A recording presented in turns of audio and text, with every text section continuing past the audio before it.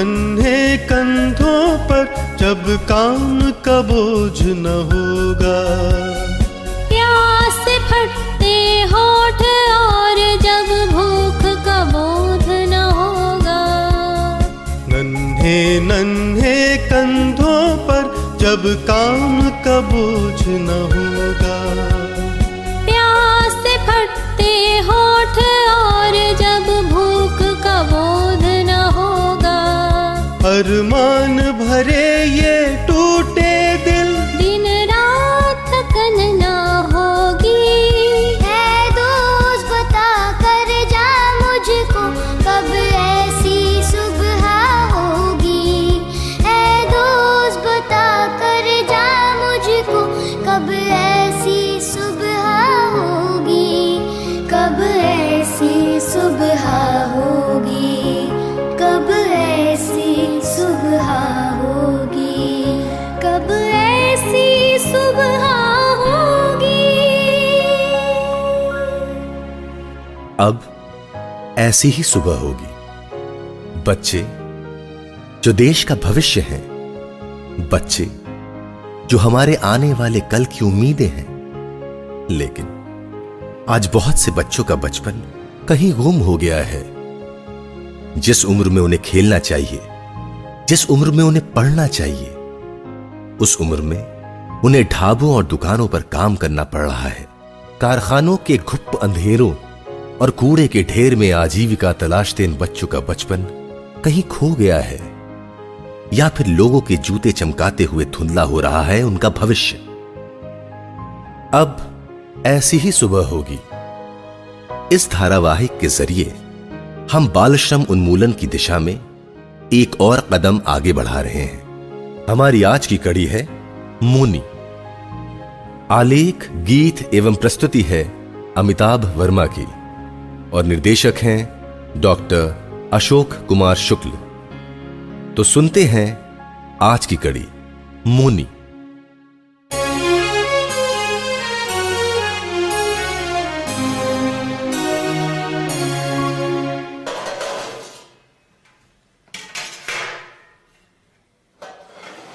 बबलू, ओ बबलू, आओ बेटा, खाना लग गया है। सुनिए जी, आइए, खाना लग गया।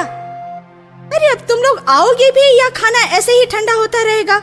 अजी ठंडा कैसे होता रहेगा? अब आप इतना अच्छा खाना बनाती हैं, याद भी खाना तो क्या, थाली, प्लेट, चम्मच, यहाँ तक कि उंगलियां भी चबा जाए। देखे क्या बना है। अरे वाह वाह वाह वाह, लौकी की रसेदार सब्जी, गुड। बैगन की कलौंजी, ग्रेट। और इसमें क्या है? अरहर की दाल। मुंह में पानी नहीं आया, बाढ़ आ गई उर्मिला, बाढ़ आ गई।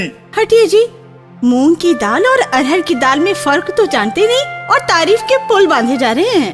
अब इंजीनियर अगर पुल नहीं बांधेगा तो क्या बांधेगा? बकरी? क्यों, इंजीनियर को बकरी बांधने की मनाही है क्या? चलिए बैठिए। बबलू, अब आओ भी बेटा, पापा खाना खाने बैठ गए हैं। आप शुरू कीजिए। बबलू, बबलू। क्या मम्मी, तुम तो आओ देखती हो ना ताओ, बस घिसे हुए रिकॉर्ड की तरह चालू हो जाती हो। बबलू बबलू बबलू, अरे चैप्टर तो कंप्लीट होने दिया करो। जब तुम्हें मालूम है कि 9 बजे खाना खाने का टाइम है, तो 9 बजे से पहले चैप्टर क्यों नहीं कंप्लीट कर लेते? मम्मी, तुम तो ऐसे बोलती हो जैसे खाना नहीं हुआ रेडियो पर न्यूज हो गया। 9 बजे ब्रॉडकास्ट होगा ही। ये आकाशवाणी है। अब आप मम्मी से समाचार सुनिए। 3 पत्रिकाओं ने आज मेरी कहानियाँ वापस की। झुट्टे, कब वापस की मेरी कहानियाँ? तुमने टिकट लगा और पता लिखा लिफाफा साथ में भेजा ही नहीं होगा, वरना जरूर आ जाती वापस। अच्छा, ये चुहल बाद में करना। खाना खा लो बेटा, ठंडा हो रहा है। छी, ये क्या, तुमको कुछ और बनाने को मिलता ही नहीं क्या? वही सड़ी सी लौकी, ये काला काला बैगन और ये दाल। दाल 60 रुपए किलो है और तुम इस खाने को सड़ा कह रहे हो? पापा को देखो, कितनी खुशी से खा रहे हैं बेचारे। अब तुम खुद ही उन्हें बेचारा कह रही हो। मेरे लिए पराठे बना दो ना मम्मी। अच्छा, तुम एक रोटी लो, मैं पराठे बनाती हूँ। ये मम्मी, तुम बर्तन कैसे धोती हो? कितने गंदे हैं। प्लेट में डिटर्जेंट लगा है, ग्लास में भी। पापा, आपकी प्लेट में भी कुछ लगा है। कहाँ लगा है? दिखाओ, कहाँ है? ये क्या है? देखो। लाई पापा, अपनी प्लेट दीजिए, मैं धोता हूँ। बेटा, इतना बारीक दिखाई नहीं देता। ओ, बर्तन धोते समय चश्मा नहीं पहनते ना, इसीलिए। जब से वो पिछली आया चली गई, तब से यही प्रॉब्लम है। तुम दूसरी मेड क्यों नहीं रख लेती मम्मी?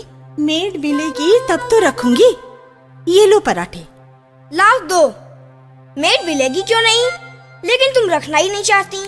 ना ज्यादा पैसे देने पर राजी होती हो, ना ज्यादा छुट्टी देने पर। ऐसे में कौन आएगी तुम्हारे पास? बात तो ठीक है बबलू की। अब वो जमाने लद गए जब दिन में 2 बार, साल में 365 दिनों के लिए आया मिला करती थी।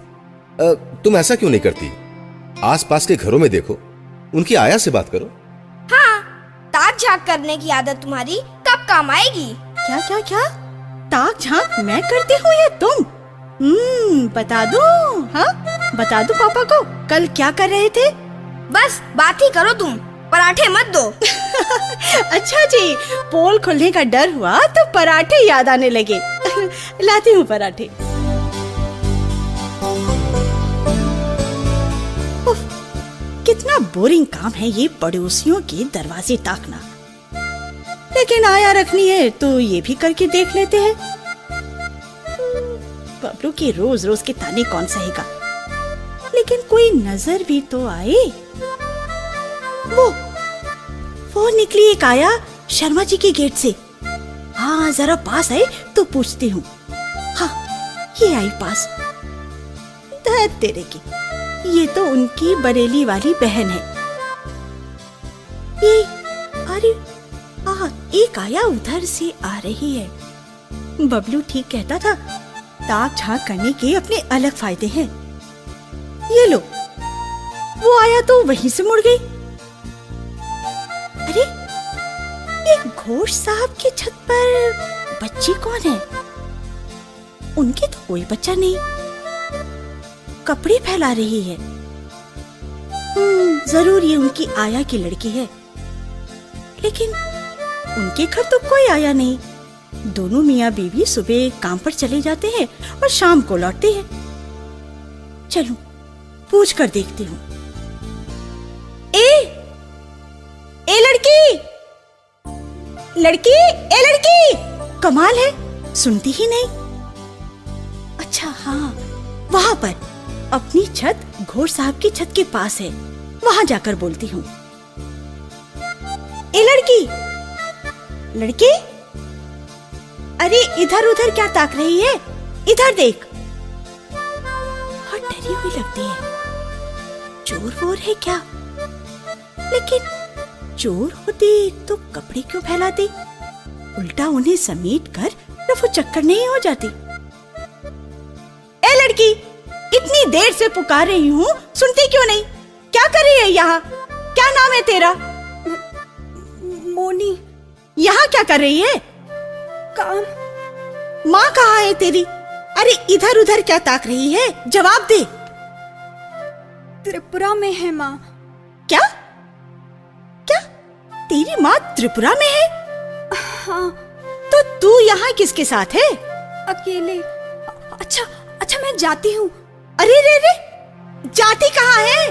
ये लो, ये बच्ची तो भागकर छत से नीचे चली गई। बहुत डरी हुई लगती है, कुछ गड़बड़ है। शाम को इन्हें बताऊंगी।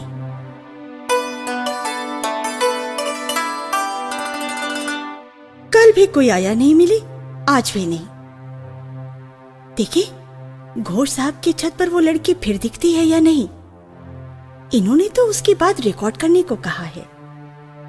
चलो, शायद एक कहानी के लिए मसाला मिल जाए। हाँ, वो आई, पर आज कपड़े नहीं फैला रही। क्या नाम था इसका? हाँ, मोनी। अरे वाह, आज तो पहली बार में ही सुन लिया। इधर भी आने लगी। आज कपड़े नहीं फैला रहे? भात दो ना मुझे। क्या? भात दो।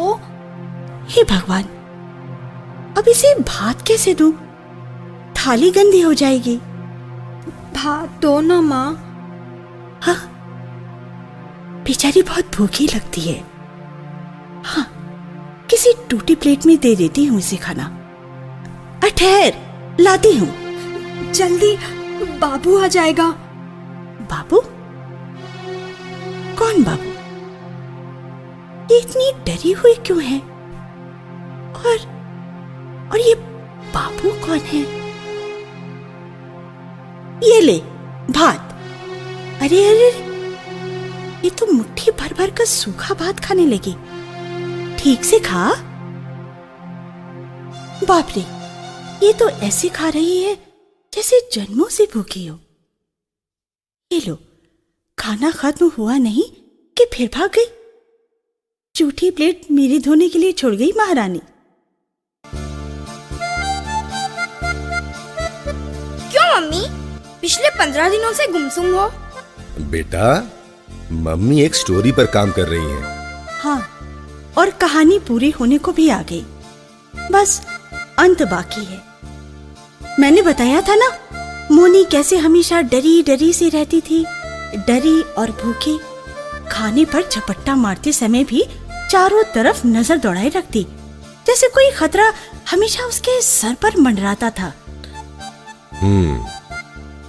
3-4 दिन तक यही सिलसिला चला। धीरे धीरे मोनी का डर कुछ कम हुआ, बोलने भी लगी।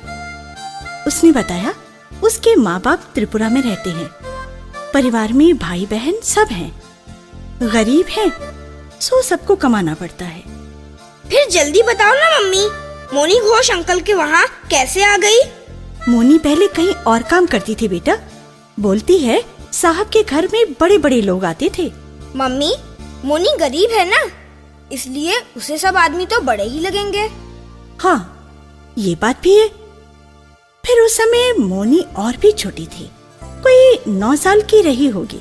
पापा, जानकारी तो पूरी इकट्ठी कर ली है मम्मी ने, पर ये मोनी, मैं तो आज तक उसे देख भी नहीं पाया। देखोगे कैसे? उसे बाहर निकलने की मनाही जो है। खैर, छुट्टियों में लड़के घर आते, चहल पहल हो जाती, अच्छा खाना पकता, सब घूमने जाते। बाबू, माँ, दादा, दीदी सब 3 घंटे से बाहर हैं। मैंने कितना कहा था मुझे भी ले चलो, लेकिन नहीं, बोले गाड़ी में जगह नहीं है। झूठ बोलते हैं। जगह नहीं है तो उस दिन दीदी की सहेली के लिए जगह कैसे हो गई थी? ये लोग मुझे गंदी समझते हैं। आज मैं भी दिखा दूंगी कि मैं कितनी सुंदर हूँ। ये सब जो दीदी का सुंदर लगने वाला सामान है ना, सब लगाती हूँ। आह, कितनी अच्छी है इस तेल की खुशबू, जैसे खूब सारे फूल हो। थोड़ा और लगा लूं। माथा ठंडा हो गया। अरे ये पाउडर, मैं तो दीदी से भी ज्यादा गोरी लग रही हूँ। वाह, लिपस्टिक, अरे इसे होठों पे लगा लूं। थोड़ा सा गाल पर भी। अब ये लोग मुझे देखेंगे तो पहचान ही नहीं पाएंगे। मैं परी लग रही हूँ बिल्कुल, जैसे गांव में नाटक में आई थी। बस ये सेंट लगा लेती हूँ। अरे ये क्या? तो ये होता है हमारी एब्सेंस में। हाय राम, 1000 रुपए के नए सेंट की शीशी तोड़ डाली इसने। कैसी भूत जैसी लग रही है। तुझे खिलाते हैं, पिलाते हैं, बच्चे की तरह रखते हैं, पर तेरा लालच है कि कम ही नहीं होता। अरे खाना पीना तो बहुत खिलाया इसको, अब इसे टॉनिक खिलाओ। हाँ, ये और करेंगे, और ये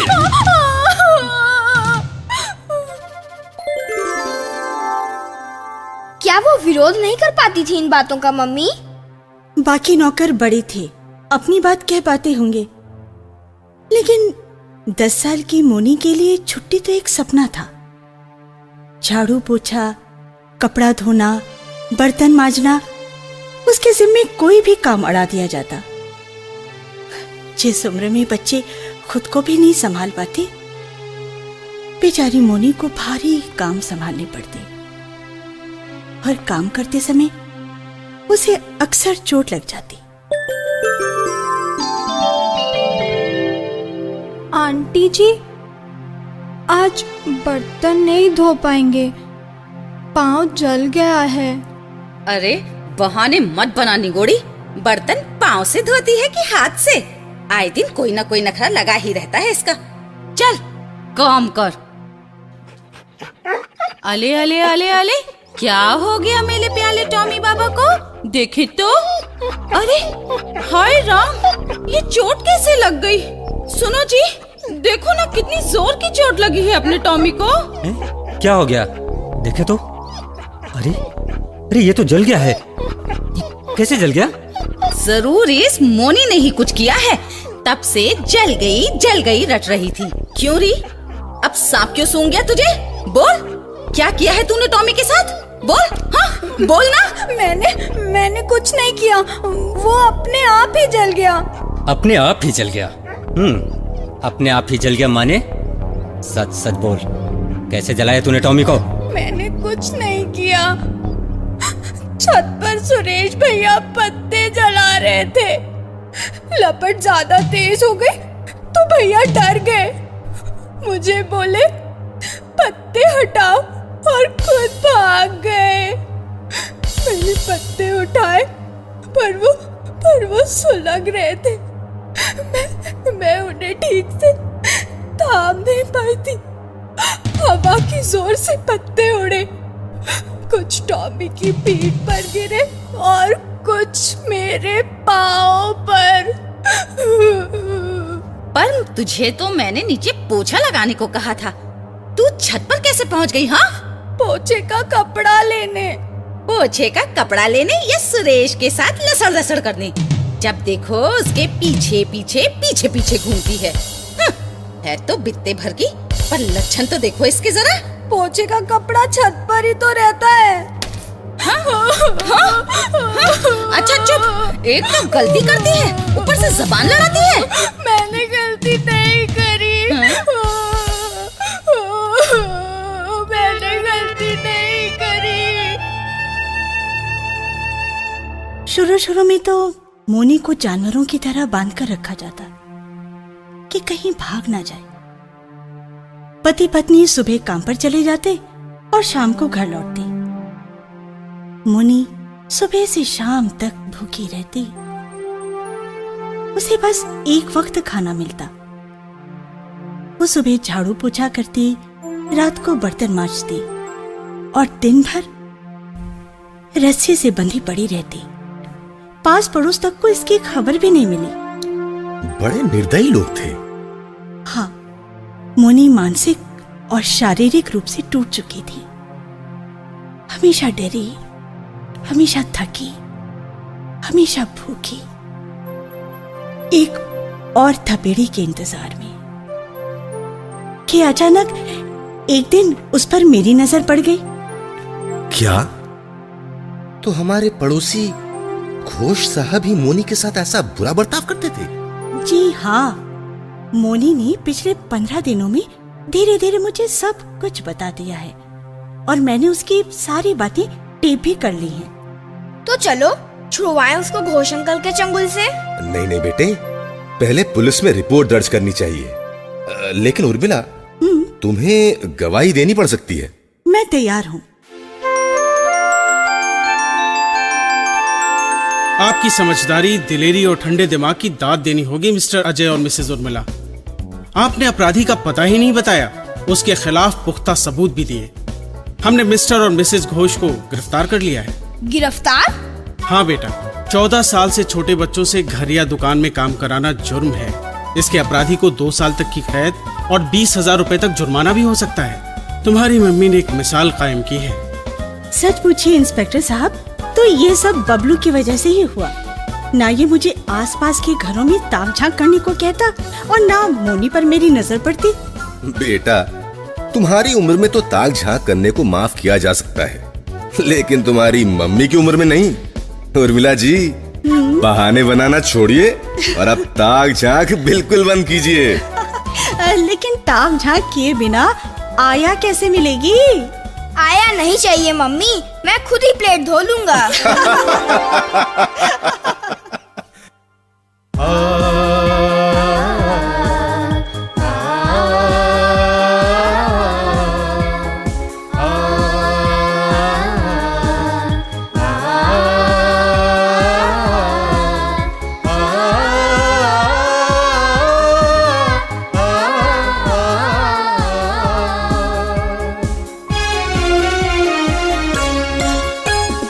छोटे छोटे डग एक दिन स्कूल की ओर बढ़ेंगे। प्यास बुझेगी, भूख मिटेगी, गम के दर्द छटेंगे। हम सब अपनी उम्र दिए, घर घर में कलह ना होगी। ऐ दोस्त अगर तू ठान ले तो अब ऐसी ही सुबह होगी।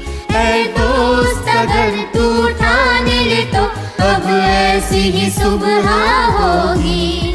अब ऐसी ही सुबह होगी। अब ऐसी ही सुबह होगी। अब ऐसी ही सुबह होगी। अब ऐसी ही सुबह होगी। बच्चों से श्रम न करवाएं, उनकी सही जगह पाठशाला है। उन्हें पढ़ने को प्रोत्साहित कीजिए। अपने निकटवर्ती नेशनल चाइल्ड लेबर प्रोजेक्ट के कार्यालय से संपर्क कीजिए और बच्चों और अपने देश को एक सुनहरा भविष्य दीजिए।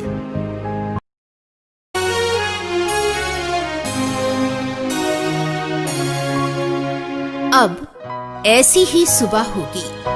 अभी आपने सुना बाल श्रम पर आधारित ये धारावाहिक। हमारी आज की कड़ी थी मोनी। इस धारावाहिक में भाग लेने वाले कलाकारों के नाम हैं अजय चक्रवर्ती, पूजा ठाकुर, मास्टर चिन्मय मिश्रा, पूनम शर्मा, अपरा रंजन, विनय श्रीवास्तव और डॉक्टर अशोक कुमार शुक्ल। आकाशवाणी के लिए इस धारावाहिक का निर्माण किया प्रूडेंट इंफॉर्मेटिक्स ने। आलेख, गीत एवं प्रस्तुति थी अमिताभ वर्मा की। निर्देशक थे डॉक्टर अशोक कुमार शुक्ल। सह निर्देशन विनय श्रीवास्तव। प्रस्तुति सहायिका नीतू तिवारी। प्रोडक्शन मैनेजर शोभा शुक्ला। नाट्य परामर्श अविनाश श्रीवास्तव। प्रस्तुति नियंत्रक डॉक्टर नजमी रहमान। तकनीकी सहयोग विनय शुक्ला। संगीत निर्देशन शुभाशीष मजूमदार। पार्श्व गायन अयना बोस, शुभाशीष, मोनिका जायसवाल और मास्टर शुमंतो मुखर्जी। विशेष सहयोग सीमा यादव। उद्घोषणा अजय चक्रवर्ती एवं डॉक्टर शैलजा सिंह। रिकॉर्डिंग एवं विशेष प्रभाव अनुपम गुलवाड़ी, डिजिटल ड्रीम्स। ये नाटिका आपको कैसी लगी हमें जरूर बताइएगा।